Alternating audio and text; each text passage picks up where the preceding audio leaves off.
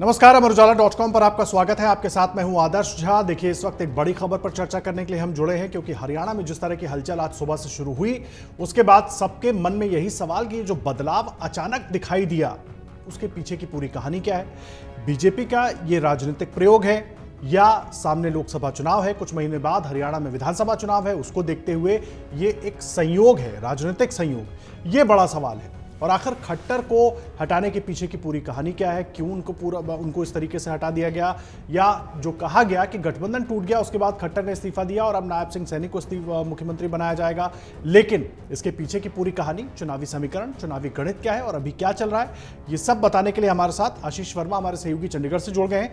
और इस पूरी स्थिति पर बेहतर जानकारी क्या है, बीजेपी के मन में क्या रणनीति है, उस पर बात करने के लिए हमारे साथ वरिष्ठ पत्रकार समीर चौगांवकर जी जुड़ गए हैं।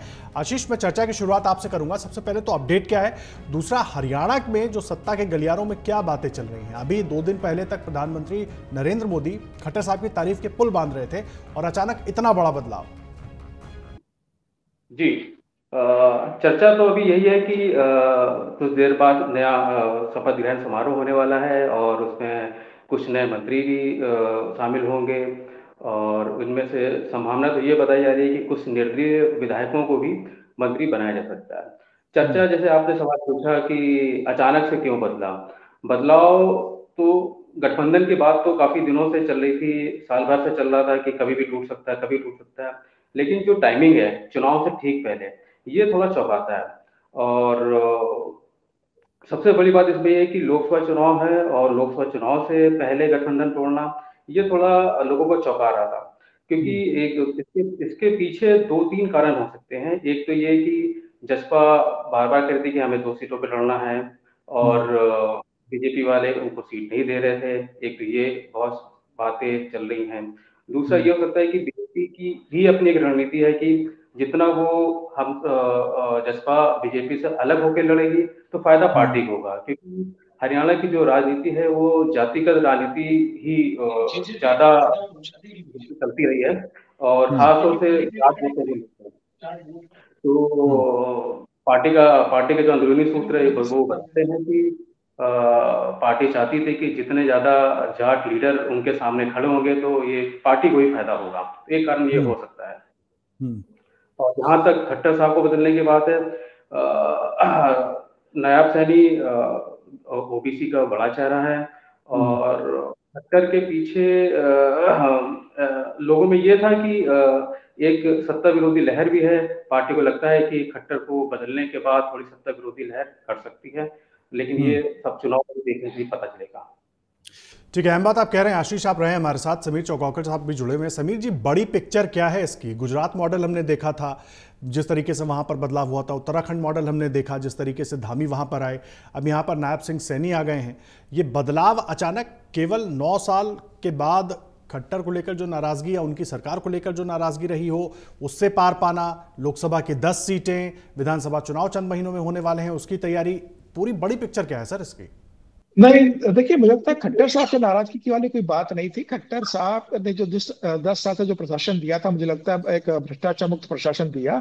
और 10 साल से वो एक हरियाणा की अगर राजनीति देखेंगे तो वहाँ स्टेब्लिश हो चुके थे। ऐसा सत्ता विरोधी लहर खट्टर साहब के खिलाफ बहुत ज्यादा नहीं थी। और वैसे भी ये लोकसभा चुनाव प्रधानमंत्री मोदी की लोकप्रियता पर होने जा रहा है। और दूसरा, मुझे लगता है कि भारतीय जनता पार्टी अब ओबीसी को केंद्र में रखकर राजनीति कर रही है। आप देखिए, मध्य प्रदेश के अंदर मोहन यादव ओबीसी मुख्यमंत्री बना दिए उन्होंने। इसके पहले आप देखेंगे तो जब सैनी जो मुख्यमंत्री बनने जा रहे हैं, वो जब प्रदेश अध्यक्ष बने थे, उस समय धनखड़ प्रदेश अध्यक्ष थे, ओम प्रकाश धनखड़ प्रदेश अध्यक्ष थे हरियाणा के। वो जाट कम्युनिटी से आते थे। तो भारतीय जनता पार्टी ने एक जाट कम्युनिटी के प्रदेश अध्यक्ष को हटाकर एक ओबीसी कम्युनिटी के प्रदेश अध्यक्ष बनाया था। तभी यह तय हो गया था कि भारतीय जनता पार्टी हरियाणा के अंदर गैर जाट की राजनीति करने जा रही है। भारतीय जनता पार्टी जानती है कि जाटों का बड़ा वोट बैंक उसे नहीं मिलता है। जाट भूपेंद्र सिंह हुड्डा जैसे बड़े जाट नेता है, इंडियन नेशनल लोकदल के पास जाट बढ़ जाते हैं, जेजेपी दुष्यंत चौटाला के पास जाट चले जाते हैं और बचा कुचा vote bank Bharatiya Janata party के पास आता है। तो भारतीय जनता पार्टी ने 2014 में जो मनोहर खट्टर को बनाकर जो प्रयोग किया था गैर जाट की राजनीति, कि जाट एक तरफ बढ़ जाए, हमारे पास ओबीसी रहना चाहिए, पंजाबी रहना चाहिए और दूसरा वर्ग रहना चाहिए। मतलब जाट भले ही चला जाए, बाकी हरियाणा की राजनीति का जो जातिगत समीकरण है वो भारतीय जनता पार्टी के पक्ष में रहना चाहिए। और इसी राजनीति को लेकर भारतीय जनता पार्टी हरियाणा के अंदर चलती रही थी। और यही कारण रहा कि इस बार चुनाव के पहले ओबीसी को मुख्यमंत्री बना दिया। देखिए, जहां तक मनोहर लाल खट्टर की बात है, वो प्रधानमंत्री मोदी के करीबी रहे हैं। कल ही प्रधानमंत्री मोदी ने उनकी रैली में तारीफ की थी कि कैसे हम मोटरसाइकिल पर साथ में घूमते थे। और प्रधानमंत्री मोदी की चॉइस थी। खट्टर साहब तो पहले भारतीय जनता पार्टी में थे, वे नहीं संघ के प्रचारक थे। पहली बार उन्हें चुनाव लड़ाया और सीधे मुख्यमंत्री बनाया। तो उन्हें लाने वाले ही राजनीति में प्रधानमंत्री मोदी थे। मुझे ऐसा लगता है कि प्रधानमंत्री मोदी और भारतीय जनता पार्टी इस बात को जानते हैं कि अब पूरे देश में जिस तरीके से राहुल गांधी ओबीसी की बात कर रहे हैं, जातिगत सर्वे की बात कर रहे हैं, ओबीसी वर्ग को यह संदेश देना जरूरी है कि भारतीय जनता पार्टी के अंदर ओबीसी एक बड़ा फैक्टर और भारतीय जनता पार्टी उन्हें जोड़े रखना चाहती है। और यही कारण रहा कि मध्य प्रदेश में शिवराज सिंह चौहान ओबीसी को हटाकर मोहन यादव ओबीसी मुख्यमंत्री बना दिए भारतीय जनता पार्टी ने। यही प्रयोग उन्होंने भी हरियाणा के अंदर किया है। चुनाव के पहले हटाने के पीछे भारतीय जनता पार्टी को यह लगता है कि जो 2019 में भारतीय जनता पार्टी ने 10 की 10 सीटें जीती थी, 2024 में भी प्रधानमंत्री मोदी की लोकप्रियता में भारतीय जनता पार्टी हरियाणा के 10 से 10 सीट जीतेगी। और ऐसी स्थिति में अगर जेजेपी की बात चल रही थी सीटों को डिस्ट्रीब्यूशन को लेके, आप देखेंगे जब अभी राजस्थान का विधानसभा चुनाव हुआ तो 29 सीटों पर जेजेपी ने अपने उम्मीदवार उतारे थे और 60,000 वोट मिले थे। उस समय भारतीय जनता पार्टी ने जेजेपी से कहा था कि आप राजस्थान में उम्मीदवार मत उतारिए, लेकिन जेजेपी दुष्यंत चौटाला माने नहीं थे। वह अभी जो वीरेंद्र सिंह कांग्रेस आए भारतीय जनता पार्टी छोड़ के सांसद, उस सीट से लोकसभा सीट अपने लिए चाह रहे थे क्योंकि वहां से दुष्यंत चौटाला सांसद रह चुके हैं। तो मुझे लग रहा है कि भारतीय जनता पार्टी ने बहुत स्पष्ट कर दिया है कि हरियाणा में वो किसी के साथ गठबंधन नहीं करेगी। और जेजेपी के साथ जो गठबंधन था वो सिर्फ विधानसभा चुनाव के लिए था, लोकसभा चुनाव पे नहीं। लोकसभा चुनाव प्रधानमंत्री मोदी के चेहरे, प्रधानमंत्री मोदी की लोकप्रियता और भारतीय जनता पार्टी के संगठन के दम पे लड़ा जा रहा है। अब एक खबर यह भी आ रही है कि भारतीय जनता पार्टी एक विश्नोई, कुलदीप बिश्नोई के बेटे जो अभी विधायक है वहां से, उसे उप मुख्यमंत्री बना सकती है, वो जो जाट कम्युनिटी से आते हैं। तो मुझे लग रहा है कि उनको बनाकर भारतीय जनता पार्टी एक मैसेज भी देने की कोशिश करेगी, क्योंकि उन्होंने अपनी पार्टी जनहित कांग्रेस का विलय भारतीय जनता पार्टी में कर दिया था कुलदीप बिश्नोई ने। तो इसी स्थिति में भारतीय जनता पार्टी एक ओबीसी को मुख्यमंत्री बना देगी, एक ब्राह्मण को हो सकता है उप मुख्यमंत्री बना दे और एक जाट को उप मुख्यमंत्री बना दे। लेकिन भारतीय जनता पार्टी जानती है कि जेजेपी अगर अलग चुनाव लड़ेगी तो भारतीय जनता पार्टी का वोट नहीं कटेगा, वोट तो कांग्रेस के जाट कटेगा, आईएनएलडीए का जाट वोट कटेगा। मतलब जाट वोट की जो लड़ाई वो 3 लोग लड़ते रहे। भारतीय जनता पार्टी कह रही है कि ओबीसी, पंजाबी और दूसरी कम्युनिटी आप हमारे लिए छोड़ दो। तो मुझे लग रहा है हरियाणा की राजनीति में अब गैर जाट की जो राजनीति है, गैर जाट की जो पार्टी है वो भारतीय जनता पार्टी के साथ खड़ी रहेंगे और जाट जो है वो इन तीनों दलों में बंटे रहेंगे। और मुझे लगता है भारतीय जनता पार्टी ने उसी राजनीतिक समीकरण को ध्यान में रखते हुए चुनाव के पहले यह फैसला लिया है। ठीक है, अहम बात आप कह रहे हैं। आशीष को मैं एक बार चर्चा में लाता हूं। आशीष, समीर जी जिस तरीके से कह रहे हैं जाट नॉन जाट की जो राजनीति है और बीजेपी इस राजनीति को जिस तरह से आगे बढ़ाती रही और पहले पिछले चुनावों में जिस तरह बीजेपी को वोट मिलते रहे, ये तर्क काफी हद तक सही भी लगता है। लेकिन इससे अगला लोकसभा चुनाव यानी कि अब जो बिल्कुल सामने है और आने वाला विधानसभा चुनाव किस तरीके से साध पाएगी बीजेपी, ये कैसी रणनीति है? और एंटी इनकम्बेंसी को लेकर के भी तो चर्चाएं कई बार हरियाणा में होती रही है ना। बिल्कुल आप सही बात कर रहे हैं, एंटी इनकम्बेंसी तो है और ये ग्राउंड पे जाके बीजेपी को भी पता है, क्योंकि बीजेपी का ग्राउंड पर नेटवर्क बहुत अच्छा है। ऐसा बताया जा रहा है कि कई सर्वे हुए, सर्वे में बात निकल के आई सामने की एंटी इनकम्बेंसी है और इसी वजह से खट्टर साहब को बदलना पड़ा। क्योंकि खट्टर साहब, जैसा सर बता रहे थे कि अभी एक दिन पहले पीएम ने उनकी तारीफ की। खट्टर ने बहुत सारे अभूतपूर्व यहाँ पर काम किए हुए हैं और उन कामों को लेके लोगों में कुछ लोगों में बहुत ज़्यादा उनके कामों को ज़्यादा पसंद भी किया जा रहा था। आपने देखा होगा कि कुमारों की, जो कुमार हैं, विधुर हैं, उनको पेंशन देने का काम भी खट्टर साहब ने किया। लेकिन इसके बाद क्या था कि जो जाट कम्युनिटी है उनमें थोड़ा ये नाराजगी थी, वो चाहते थे कि कोई नया चेहरा आए। तो बीजेपी ने ओबीसी चेहरा लाके एक तरीके से कई निशाने साधे हैं। एक तो नया चेहरा हो गया, ओबीसी चेहरा हो गया और अगले 7 महीने बाद जो चुनाव विधानसभा है तो उसमें ओबीसी वोटों को लेने के लिए ये इस तरह के उन्होंने काम किए हैं।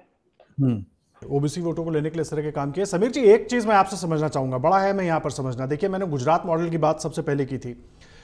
बीजेपी आमतौर पर माना जाता है कि चुनाव लड़ने के लिए किसी भी तरह के बदलाव कर सकती है, चुनाव जीतने के लिए। क्या ये भी उसी बदलाव का हिस्सा है? पहले हमने देखा गुजरात में क्या हुआ, उसके बाद राजस्थान में हमने देखा वसुंधरा राजे तमाम कोशिश करके रह गई लेकिन उनकी बात नहीं सुनी गई। शिवराज सिंह चौहान हमारे सामने हैं, अब खट्टर का भी नाम इसमें शामिल हो गया है, तो आगे क्या और भी कई नाम देखने को मिल सकते हैं हमें? देखिए, बिल्कुल भारतीय जनता पार्टी जब से 2014 से प्रधानमंत्री नरेंद्र मोदी और अमित शाह दिल्ली आए हैं, उसके बाद से हम्म। संगठन में आप अगर देखेंगे तो लगातार ये एक्सपेरिमेंट करते रहे, प्रयोग करते रहते हैं, और प्रयोग भी इनके बहुत सोचे समझे होते हैं।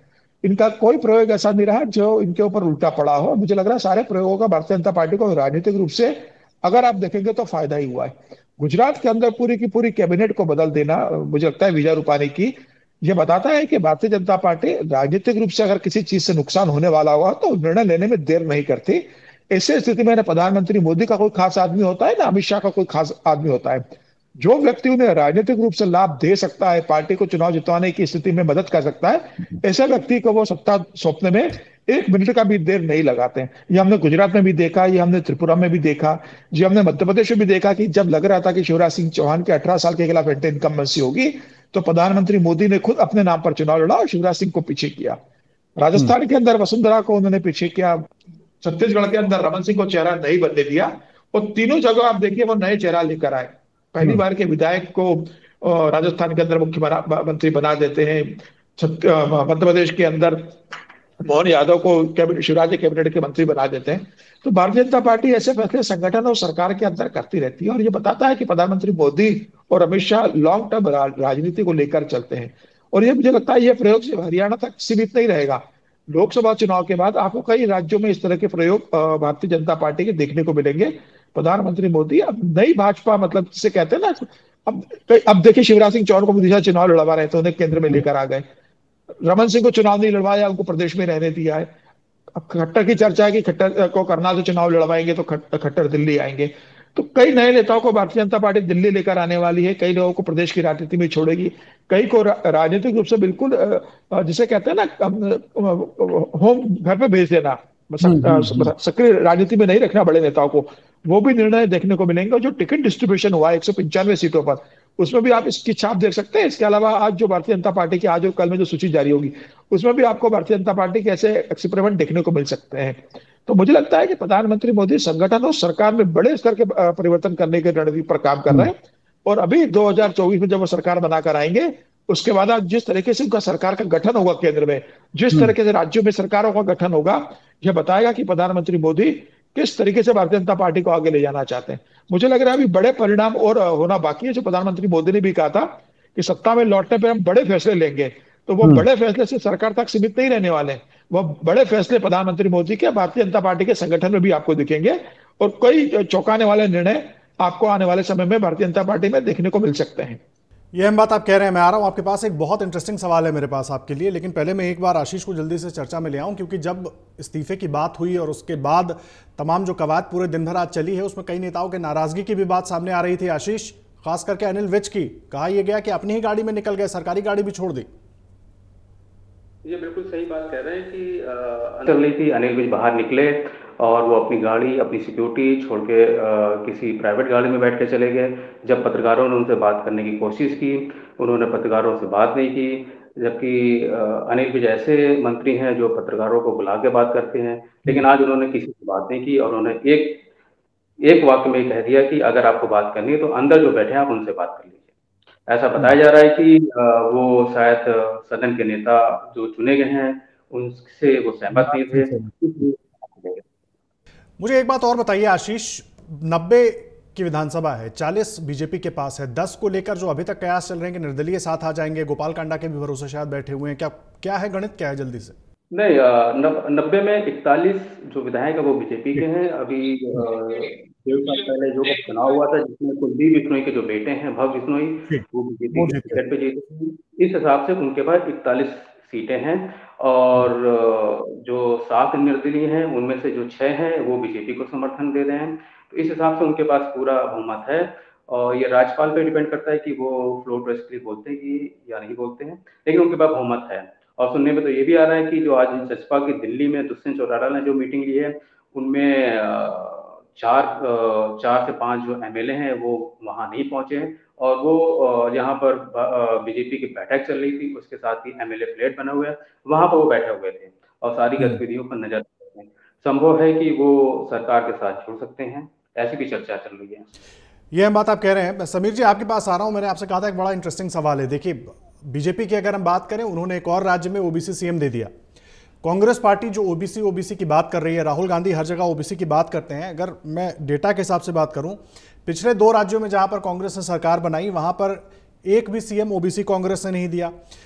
तेलंगाना में रेड्डी हैं, राजपूत हैं, हिमाचल में, ये वहां का गणित है। और अगर तमाम अलग अलग दूसरे स्टेट्स की बात करें, पार्टी पदाधिकारियों की बात करें, उसमें भी हम देखें तो ओबीसी को कांग्रेस की तरफ से वो एक तरीके से उनको पार्टिसिपेशन नहीं मिल पाया, जिसकी बात राहुल गांधी घूम घूम कर अपनी पूरी न्याय यात्रा के दौरान हर जगह करते रहे, पिछली सभी रैलियों में, विधानसभा के दौरान भी करते रहे। तो बातें तो हो रही हैं। और अभी खरगे साहब ने जो 12 लोगों को अपनी पार्टी में जो अलग अलग पदों पर नियुक्त किया, उसमें भी ओबीसी की संख्या क्या है वो भी हमारे सामने है। तो ये आखिर जो राजनीति है, क्या बीजेपी ने इस पे भी एज ले लिया है? रूप से मुझे लगता है इससे भारतीय जनता पार्टी को फायदा हो रहा है, क्योंकि प्रधानमंत्री मोदी जिस तरीके से ओबीसी को लेके पार्टी के अंदर एक ओबीसी वर्ग को बढ़ा रहे हैं, टिकटों के अंदर बढ़ा रहे हैं। प्रधानमंत्री मोदी की कैबिनेट में 27 से ज्यादा मंत्री ओबीसी है। दलित आदिवासी को देश का राष्ट्रपति बनाया हुआ है। इसके पहले दलित देश के राष्ट्रपति थे। मुझे लग रहा है राहुल गांधी अगर ओबीसी की बात कर रहे हैं, तो राहुल गांधी अगर ये घोषणा कर देते कि कांग्रेस की सत्ता अगर आती है तो हम ओबीसी प्रधानमंत्री देंगे, तो मुझे लग रहा है पूरे देश के अंदर इस ओबीसी के अंदर एक मैसेज जाता है, और OBC community Bharatiya Janata party को छोड़कर कांग्रेस के साथ जुड़ने की कोशिश करते अगर राहुल गांधी सिर्फ ओबीसी प्रधानमंत्री बनाने की बात करते। आप बनाओ ना बनाओ, ये बात की बात है। मुझे लग रहा है चुनाव को देखते हुए अगर आपको ओबीसी का वोट बैंक चाहिए, दलितों का वोट बैंक चाहिए, तो आपको इस तरह की घोषणा करनी चाहिए। चुनाव के बाद क्या परिस्थितियां बनती है उसके हिसाब से आप निर्णय आगे पीछे कर सकते थे। राहुल गांधी यहीं चुप कर जाते हैं। आपके पास राष्ट्रीय अध्यक्ष मल्लिकार्जुन खड़गे दलित आते हैं, आप क्यों नहीं मल्लिकार्जुन खड़गे का दलित नेता के रूप में पूरे हिंदुस्तान के अंदर इस्तेमाल करते हैं? और क्यों बार बार नहीं कहते कि कांग्रेस ने एक दलित राष्ट्रीय अध्यक्ष बनाया है, अगर हमारी सरकार आएगी तो दलित प्रधानमंत्री बनेगा? मुझे लगता है अगर मल्लिकार्जुन खड़गे का चेहरा आगे करके भारतीय जनता कांग्रेस लगातार दलित का जिक्र करते, तो ये कांग्रेस के फेवर में जाता। राहुल गांधी इस बात को इस्तेमाल करने से चुक रहे हैं, और यही एक बड़ी कांग्रेस की दिक्कत हो रही है। मुझे लगता है कि कांग्रेस सिर्फ ये कहेगा कि ओबीसी सर्वे करवाएंगे, फिर ये भी पूछा जाता है कि कर्नाटका में सर्वे हुआ था सिद्धरमैया सरकार के समय पिछली बार, तो उसे सार्वजनिक क्यों नहीं किया? अशोक गहलोत 5 साल थे तो उन्होंने इसकी घोषणा क्यों नहीं की, सर्वे क्यों नहीं करवाया? तो मुझे लग रहा है कि ये सब चीजें कांग्रेस को बहुत सपोर्ट नहीं करेगी। प्रधानमंत्री मोदी जिस आक्रामकता के साथ ओबीसी की बात कर रहे हैं, उसका काउंटर करने के लिए अगर भारतीय कांग्रेस कोई ओबीसी लीडर जो उनके राष्ट्रीय अध्यक्ष दलित पृष्ठभूमि से आते, उन्हें अपना प्रधानमंत्री का चेहरा बना देती है, या बार बार ये कहती है कि हम ओबीसी को राष्ट्रीय अध्यक्ष बनाया, तो ये कांग्रेस के फेवर में जाता। मुझे लग रहा है कांग्रेस की रणनीति यही चुक रही है, और इसी कारण भारतीय जनता पार्टी को फायदा मिल रहा है। यह बात आप कह रहे हैं। मैं आशीष एक सवाल आपसे जल्दी से लेना चाहूंगा। मैं ये समझना चाह रहा हूं, अब जो नाराजगी दिख रही है, मैं उत्तराखंड की बात करूं, मैं गुजरात की बात करूं, बीजेपी में जो बदलाव हुए, कहीं किसी ने चू तक नहीं किया। यहां 1-2 लोगों की नाराजगी सामने भी आ गई। अभी खुद खट्टर साहब की बात होगी कि वो विधानसभा लोकसभा चुनाव लड़ेंगे करनाल से। भाटिया साहब हालांकि अभी तो मीडिया के सामने बहुत हंसी खुशी कह रहे हैं कि अगर वो सीट पर उनको दी जाती है तो मेरे लिए बहुत सौभाग्य की बात होगी। लेकिन आगे एक वो परिस्थिति, अभी तो पहले सरकार में किसको जगह मिलती है। नाराजगी तो हमने देख ली अनिल विज की भी। क्या चल रही है चर्चा? मतलब कौन नाराज है, क्या मना लिया गया है या सबको समझा दिया गया है? बीजेपी में ज़्यादा नाराजगी चलती नहीं है, और विज साहब बहुत जल्दी मान जाएंगे, क्योंकि वो पहले भी नाराज होते रहे कई मुद्दों को लेके, और सरकार ने उनको मना लिया है। तो मुझे नहीं लगता है कि ऐसा कुछ नाराजगी रहेगी। और अभी ये खुलासा नहीं हुआ कि कौन कौन मंत्री बन रहे हैं। अभी इसका कुछ देर बाद ही पता चल पाएगा कि सरकार किसको मंत्री बना। ये बातें कह रहे हैं समीर सर। आपसे एक आखिरी सवाल मेरा, ये जिस रणनीति के साथ बीजेपी काम कर रही है, क्योंकि ज्यादातर लोगों से अगर बात करें, उनका एजेंडा उनको लगता है कि बीजेपी का एजेंडा बिल्कुल क्लियर है कि चुनाव कैसे जीतना है, कौन सा व्यक्ति कब तक काम का है उसको तब तक वहां पर रखना है। अगर लगता है कि अब इस व्यक्ति के रहने से पार्टी का नुकसान हो रहा है या पार्टी को ये और बेहतर नहीं कर सकते, तो उनको दूसरी जगह पर शिफ्ट किया जाता है, शायद वो वहां ज्यादा बेहतर तरीके से योगदान दे। तो ये जो गणित और ये जो प्रयोग है, ये लॉन्ग टर्म में वाकई बीजेपी के लिए फायदेमंद रहा है। अभी तक तो होता हुआ दिख रहा है, आगे क्योंकि बहुत सारे बदलाव अभी और होने हैं। देखिए, मुझे लगता है प्रधानमंत्री मोदी लोकप्रियता के जिस शिखर पर बैठे हुए इस समय, उनकी जो लोकप्रियता है देश के अंदर और संगठन के अंदर, अमित शाह की जो पकड़ है उसके अंदर, अगर ये कोई भी निर्णय लेते हैं तो पार्टी के अंदर ये पूरा स्वीकार्य हो सकता है। पार्टी का एक बड़ा वर्ग हो जिसे इस तरह के निर्णय पसंद नहीं आते, लेकिन पार्टी में आज कोई मोदी और शाह को किसी भी तरह की चुनौती देने की स्थिति के अंदर नहीं है, और इनके जो भी निर्णय रहे हैं वो पार्टी के हित में ही गए हैं। ऐसा कभी नहीं लगा कि अमित शाह ने परिवारवाद को चलाया हो, नरेंद्र मोदी ने कोई परिवारवाद को चलाया हो पार्टी के अंदर। तो इनके निर्णय बहुत प्रोफेशनली पार्टी के हित में होते हैं, सत्ता के हित में होते हैं, जिससे सत्ता पार्टी को मिलती है। और 2014 में जो प्रचंड बहुमत मिला था उसको बढ़ाकर 303 सीटें 2019 में प्रधानमंत्री नरेंद्र मोदी लेकर जाते हैं। और देश के आधे से ज्यादा राज्यों में अगर भारतीय जनता पार्टी सरकार बना लेती है मोदी के नाम पर, तो मुझे लग रहा है कि अभी ये सब पार्टी के अंदर स्वीकार है। और प्रधानमंत्री मोदी भी इस बात को जानते हैं कि उनके कई निर्णयों से पार्टी के कई नेता स्वीकार नहीं होंगे। जैसे गडकरी हम्म। पार्टी के अंदर नाराज चलते हैं, कहा जाता है राजनाथ सिंह भी कई बार नाराज हो जाते हैं। लेकिन जी। प्रधानमंत्री ने इतनी बड़ी लकीर खींच के रखी हुई है कि उस लाइन को मिटाने की स्थिति पार्टी में किसी की दम नहीं है, कि संगठन के अंदर, सरकार के अंदर। और प्रधानमंत्री मोदी जो भी निर्णय लेते हैं वो पार्टी के हित में और देश के हित में लेते हैं, तो ऐसे प्रश्नों पर प्रश्न चिन्ह भी नहीं उठवाया जा सकता। वो प्रधानमंत्री मोदी थे जिनके कारण आर्टिकल 370 खत्म हो सकी, राम मंदिर का निर्माण हो सका। यह सब प्रधानमंत्री मोदी के साथ जुड़ता है, तो ऐसे स्थिति में प्रधानमंत्री मोदी का कद और बड़ा हो जाता है। तो नाराजगी चाहे मुख्यमंत्री खट्टर को हटाने की हो, या शिवराज को मुख्यमंत्री न बनाने की हो, या वसुंधरा को राजस्थान में कमान न देने की हो, या छत्तीसगढ़ में रमन सिंह को पावर न देने की हो, यह नाराजगी कुछ समय तक अपने मन में रहती है, लेकिन किसी भी नेता के हम्म। सार्वजनिक रूप से विद्रोह करने की स्थिति पार्टी के अंदर नहीं है। यह गुजरात से लेकर हमने सारे स्टेट्स तक देखा है। और जी। यही भारतीय जनता पार्टी के संगठन की मुझे लगता है कि ताकत है, कि वो जिसे चाहते हैं संगठन में देते हैं और बड़े पद पर लेके जाते हैं। और जब पार्टी में होना भी चाहिए कि नए नए चेहरे समय पर आते रहना चाहिए, और पार्टी सबका इस्तेमाल करती है। खट्टर साहब हम्म। को हटाया तो कहीं इस्तेमाल करेगी। शिवराज हम्म। सिंह चौहान को अभी विकसित भारत की साउथ की यात्रा में लगाया हुआ है, अब लोकसभा चुनाव लड़वा रही है। तो पार्टी अपना जो लोगों को पद से हटाती है, उन्हें कहीं ना कहीं संगठन में इस्तेमाल करते रहती है। विजय रूपाणी को मुख्यमंत्री पद से हटाया गुजरात से, तो आज वो पंजाब के प्रभारी है, संगठन में भूमिका निभा रहे हैं। तो प्रधानमंत्री मोदी सबको कहीं ना कहीं काम देते हैं, और पार्टी में चाहते हैं कि सबका साथ रहे, सबका विकास हो, सब हम्म। कंट्रीब्यूट करते रहे, और सबके प्रयास से भारतीय जनता पार्टी पूरे देश की पार्टी बनी रहे। और यही मुझे लगता है इस पार्टी की खूबसूरती है। ठीक है, चलिए देखिए, जिस तरीके से आपने समझाया उसको देख करके तो मैं यही मान रहा हूं कि जिस तरीके से राजनीतिक प्रयोग नरेंद्र मोदी अमित शाह करते रहे, ये भी उसी कड़ी में एक प्रयोग है। आगे भी और भी ऐसे प्रयोग देखने को मिल सकते हैं, लेकिन फिलहाल हरियाणा में जो बदलाव हुआ है उसमें सबको उम्मीद थी कि शायद खट्टर फिर सीएम बन जाएंगे, लेकिन जिस तरीके से नायब सिंह सैनी का नाम सामने आया, ये बदलाव एक बार फिर तमाम सवाल भी खड़े कर गया। लेकिन सामने चुनाव है और बीजेपी इस तरह के प्रयोग करते रहेंगे, जिस तरीके से समीर जी कह रहे थे। लगातार इससे जुड़ा हर अपडेट आगे भी आप तक पहुंचाते रहेंगे। आशीष, बहुत धन्यवाद आपका हमारे साथ जुड़ने के लिए, पूरा अपडेट देने के लिए। समीर सर, बहुत धन्यवाद आपका, पूरी जो पिक्चर है ना वो क्लियर हमारे दर्शकों तक पहुंचाने के लिए बहुत धन्यवाद। अगर आप ये वीडियो YouTube पर देख रहे हैं तो हमारे चैनल को सब्सक्राइब करें और बेल आइकन को दबाना ना भूलें। अगर आप Facebook पर ये वीडियो देख रहे हैं तो हमारे पेज को लाइक करें।